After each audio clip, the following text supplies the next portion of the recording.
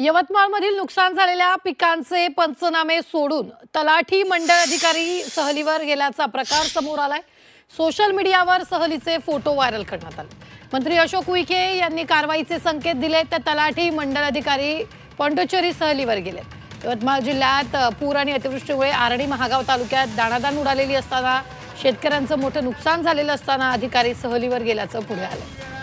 संकट समयी शेताच्या बांधावर जाऊन नुकसानीचे पंचनामे करणारी महसूल यंत्रणा सहलीवर गेल्याचं समोर आलेलं आहे।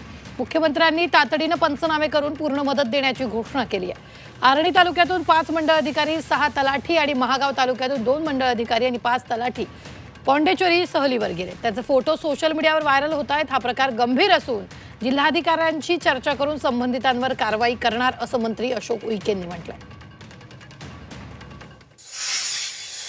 यवतमाळ जिल्ह्यात आर्णी तालुक्यामध्ये पंचनामे करण्याचे शासनाचे महसूल कर्मचारी, तलाठी व मंडळ अधिकाऱ्यांना आदेश असताना या तालुक्यातील तलाठी यांनी केरळ गाठून टुरिझम मध्ये, सहलीमध्ये हे व्यस्त आहेत। यावरून यांना शेतकऱ्यांची किती आस्था आहे, ह्या अशा असंवेदनशील व अनास्था बाळगणाऱ्या, कर्तव्यात कामचुकारपणा व कसूर करणाऱ्या या तलाठीवर तात्काळ राज्य शासनाने या सर्व तलाट्यांवर कारवाई करून यांना बडतर्फ करावं।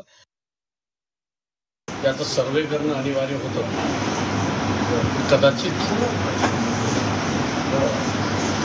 कर्मचारी जर गैरहजर असेल, माननीय जिल्हाधिकारी महोदयाशी मी चर्चा करून संबंधित